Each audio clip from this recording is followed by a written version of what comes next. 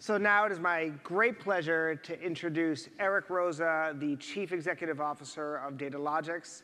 For those of you that don't know, Datalogix is a data technology company that really intends to be core infrastructure for data-driven marketing, focused on both the buy-side community, brand advertisers, agency partners, as well as the sell-side community, all the different types of media publishers, as well as the ad tech community. And the goal is really to link all the great things that are happening in digital media and to connect it with offline sales. Eric's been with the company for past 7, 8 years, and he's really taken it from kind of a small company to where we are today, really sitting at the center of all the exciting things that are happening with programmatic, mobile, social, and not just digital, but really addressable. And with that, Eric Roza, please come on stage.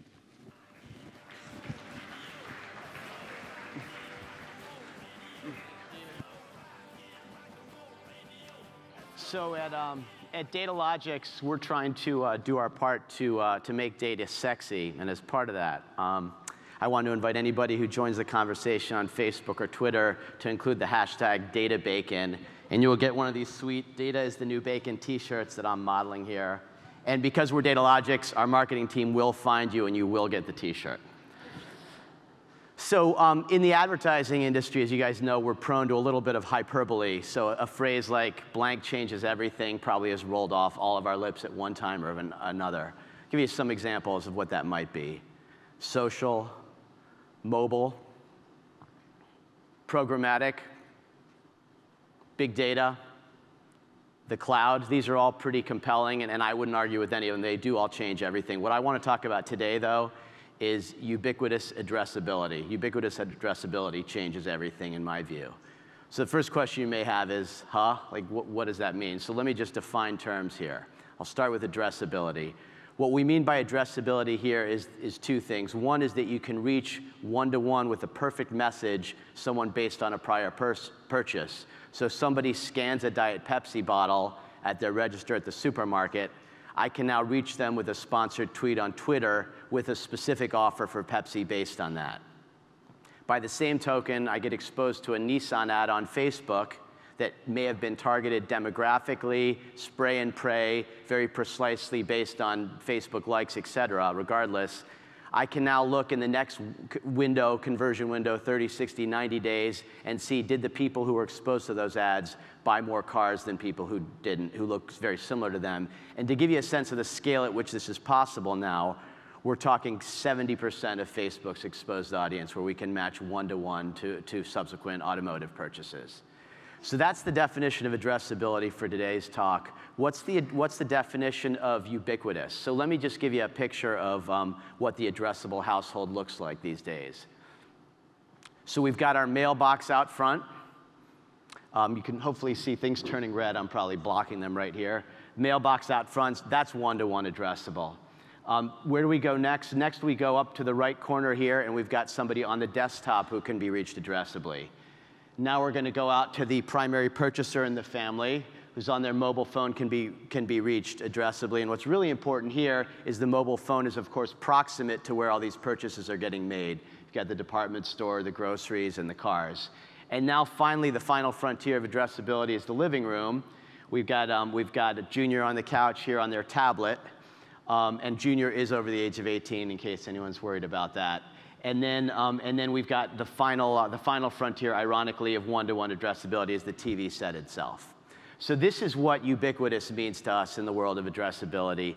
And just so, in case some of you may be more or less familiar with where the current state of the art is right now, I wanted to give you some real data based on Datalogix experience.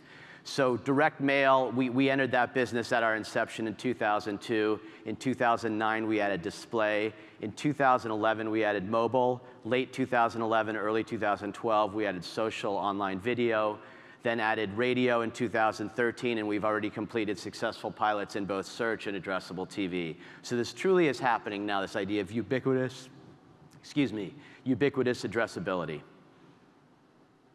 But let me step back now and talk about the original addressable media, which is the catalog and other forms of direct mail. And at Datalogix, we got our start in this industry, and it's still a vibrant business for us. In fact, our the addressable media that we target via direct mail in unit terms went up over 20% in the last 12 months. So it's still a very vibrant avenue because addressable media works extremely well. So I would argue that everything I need to know I learned from targeting 2 billion catalogs at a $600 CPM. So I counted all the catalogs we've targeted over the last 12 years. It's over 2 billion. And of course, a $600 CPM is a little bit higher than the typical CPM that we see on TV or digitally right now. And so for the orders of magnitude, we could call it 200 to 300 times the effective CPM of a digital ad impression. So what are some key, of course I didn't learn everything I need to know there, but what are some key things that we've learned from the catalog world and that I think apply very well as we get into other forms of addressable media? So first of all, prior spending data is a key driver for best targeting. It is not the only driver, but it is certainly a key driver. So if you're trying to do great targeting and you're trying to do it without knowing how somebody has spent money in the past, you're missing a key ingredient. Secondly, media should be accountable for driving sales. This sounds pretty obvious. But it should not just be accountable for being remembered or being delivered to the right place, which I would argue is exactly what most media is accountable for today. Third, if my media doesn't drive sales, I go out of business. And we saw this in painful kind of reality in 2007 and 2008 and 2009, where specialty retailers across the board were going out of business who were relying on catalogs and didn't have solid foundational business models. Their media wasn't driving sales for them, and dozens of them disappeared at that time. Actual sales must be measured one-to-one at the census level. And this is a really important point. There are 2 points here, right? One is actual sales being measured versus proxies, and 2 is a census level measurement, so you can really learn a lot from it. And what's interesting, if you sit here with a vendor hat on, which I wear myself right now, and many of you do as well, we make money on impressions and clicks. Advertisers don't, right? There's no impressions and clicks as a unit of measure in a brand's P&L. That's all about driving sales. So sales should be measured. And finally, we must never stop testing, learning, and iterating. There is not a mailing that Datalogix has been a part of in the last 12 years by a successful specialty retailer where they have not had multiple tests in the mail. Through good times and bad, it's an absolute necessity, and people are still learning and getting better at this, even as that overall business obviously goes into kind of its sunset years. So digital is becoming just like direct mail. Target one-to-one, you measure one-to-one using sales data test controls, but there are a couple important new features here, of course. You've got 1/100th of the cost of the medium itself, and then you've got, then this is obviously an understatement, 100x the speed of being able to get results and prototype things. So this is very exciting, I think, to all of us in this room. So digital addressable media is becoming ubiquitous. Consumers still spending 93% of their money offline. So the ad research addressability imperative I'd like to put out there is that to continuously improve ads, we can and we must connect them to in-store sales at the one-to-one level. How much will this matter? I just want to give you kind of 2 examples of this. Let me go back to our friend, the catalog, again. What I have here is a list of a sample list of catalog results. So if you're in the specialty retail business, every time you send a catalog, you're basically getting a list of all the different sources you brought names from, how many names you got from each one, and then the performance indexed to 100 for the overall mailing. What we see regularly is that the best catalog lists, even now after all this work has been done, and you'd think things would be kind of normalizing to the middle, is that the best lists have more than double the performance of the worst lists in a typical mailing, and the best lists also outperform the average by about 50%. So this, again, is, I don't even know, 50, 60, 70 years after Sears and Roebuck and Montgomery Ward sent the first catalogs. This is still the level of differentiation that goes on by having really good addressability and targeting. Let me give you another example. So what might happen in the TV world if automotive manufacturers started targeting using knowledge of what kinds of cars people actually had, which, by the way, there have been a few tests of this already. and instead of targeting on kind of broader age and gender numbers and so on. So what I have here is a list of vehicle types. Hopefully you guys can read it. And what percentage of households in the US have that vehicle type, and it's more than 2 years old. Because if your car is less than 2 years old, you're very unlikely to buy a new car. And so what you can see is, as an example, is for luxury sedans, which obviously advertise on mainstream programming to all of us, less than 3% of households have a luxury sedan that's less than 2 years old, less than 3%. And so if you looked at my history, you'd see I've never owned a luxury sedan, and I don't own one now. And so even though I'm a 46-year-old with a pretty good demographic profile, an income profile, and so on, and my zip code looks good, I'm a terrible target for a luxury sedan. But you wouldn't know that unless you actually looked at the data. So there's tremendous leverage in this idea of addressability concretely. So what's the winning recipe here? I think it's a few things. So first we start with data, technology, and algorithms, of course, but then you kind of have these soft skills that they kind of sound like a throwaway, but it doesn't happen without these things. It doesn't happen without courage, without cross-departmental collaboration, which is a huge theme that I'll bring up again in a second, and it's a real impediment to progress. Creativity, humility, intellectual honesty, persistence. Sounds very aspirational and very fluffy, but I actually think these are the things that are required to succeed here. A couple other things that I think are required.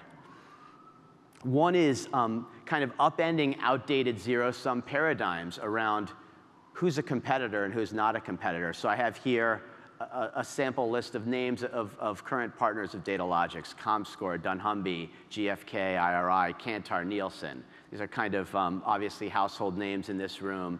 And these are all companies who we occasionally get asked, are you guys competitive to these guys? Well, maybe in some small ways, but we found in each case that there's much more to be gained by collaborating, and sometimes extremely deeply. And in fact, our point of view is, in a market that is as dynamic as this one and as vibrant as this one, there's much more to be gained in exploring joint surface area for partnership than there is to be worried about dividing the pie.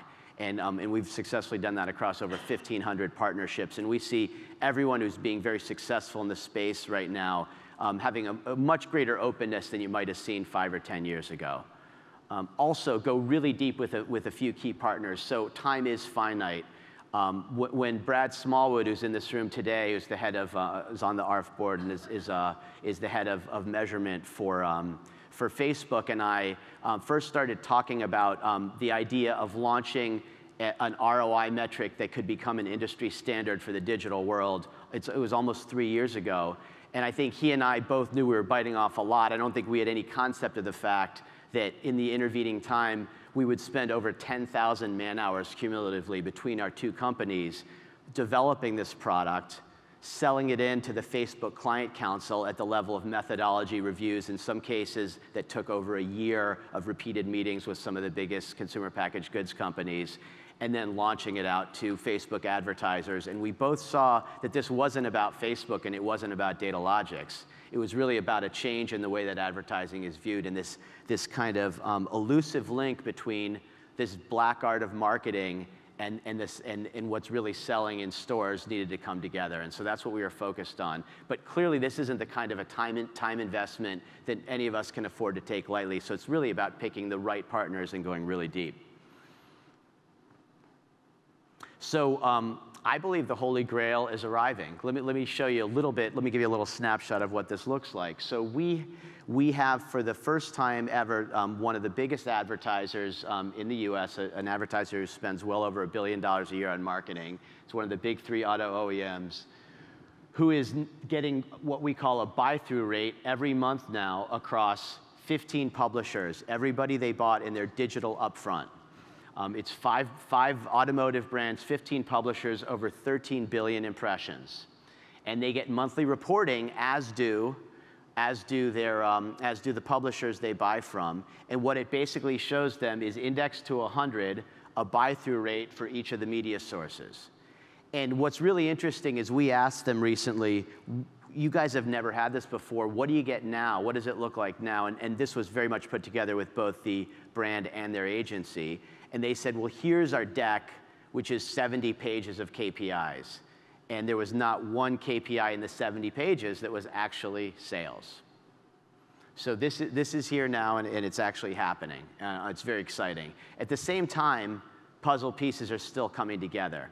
And this is, I could talk about all the things that haven't occurred yet for a long, long time, but this will give you one flavor of it just on the purchase-based side alone. So we've got MMM, we've got attribution models, we've got campaign ROI, and then we've got what we call buy-through rate. All these pieces of the puzzle are very important. None of them, as you could tell, quite fit together yet. And no one really knows how they're all going to fit together, and there's preliminary work being done. But this is going to take a lot of time. It's going to take a lot of collaboration, and it's going to take a lot of non-zero sum, grow the pie kind of thinking to say, we need what MMM delivers right now, but we also need the granularity and resolution of kind of census level campaign ROI as well to inform very kind of pragmatic decision making and get something that's a little bit more dynamic. And so there's a lot of work that has to go on to bring all this stuff together. We have, as an earlier speaker alluded to, we also have this interesting phenomenon as well, where some of the biggest digital media companies now own attribution platforms. In particular, Google with their purchase of Odometry, and Facebook with their purchase of Atlas, which is really going to become a large attribution platform.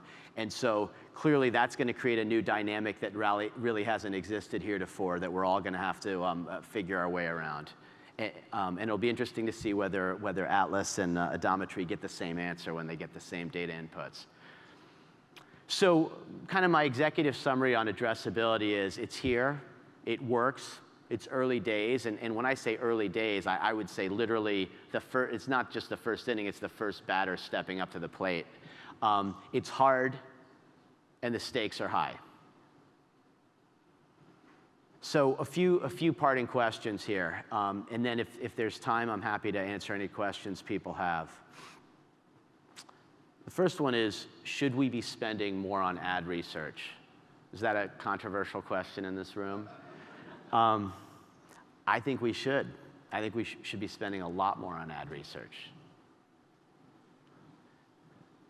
Should we broaden the ad research leadership charter? So at Datalogix, we're unusual relative to kind of some of the legacy companies who have been around in the worlds we operate in historically, which are basically the T is for targeting and M is for measurement. And we're unusual in really believing that our expertise and our core purpose is in both areas. And I think that there could be a lot of benefit on the client and agency side from similar thinking. I am surprised, alarmed, shocked maybe in some ways that I would say in roughly 90% of the discussions that we're in with clients and agencies around targeting, there is not a research person in the room. And so when we're I was recently with one of the largest CPGs in the world, and we had a full day of meetings, and the measurement meetings were completely separate from the audience targeting meetings and a different cast of characters. And it would have been, I think, beneficial to everyone involved to have the parties cross-pollinate much more. So this is when I talked about breaking down cross-departmental divisions and thinking in a kind of a post-zero sum kind of way. This is one of the things I have in mind, because I can see it being, it sounds great in practice or in theory when I'm on the stage here, and then you go back to work and so has their domain, and they don't want to give that up. But I think if you think about the ability, and gets on a point I measured earlier as well, the advantage we have with addressable media now versus direct mail is this rapid iteration cycle. We don't have time for different meetings and different casts of characters in different rooms to get to the right answers here, right? We need everybody around the table together and to apply our biggest brains to optimizing this equation for continuous improvement. And I'm not seeing enough of this yet. So here's one. So if any of us who are in the research business, when the CMO or the head of media asks for more money, we would say, well, is it justified? What's the ROI we're getting on our media, right? And we would say, wow, if it's positive, maybe we can drive a little more money that way. If it's not as high as some other things, like spending money on ARF, admission to events, then we'll shift it over here. why isn't research held to that standard? When was the last time any of us put an ROI on the research that we do, right? So if we can prove that research is a profit center, I would argue, then those dollars that not only are our due, but I think are part of our mandate here, will flow. And I think it's incumbent on us, because I don't think it's going to be the CMO who proves that research drives ROI, right? Just as we prove ROI for him. So can we prove that research is a profit center? You know, it doesn't sound like one, right? Research sounds abstract to a lot of people, and I think that's a real challenge here. So data scientist is the sexiest job of the 21st century per the Harvard Business Review. But my question is, why isn't anyone saying this about ad researchers yet? I think they will. That's all I have. Thank you. Gail, should I?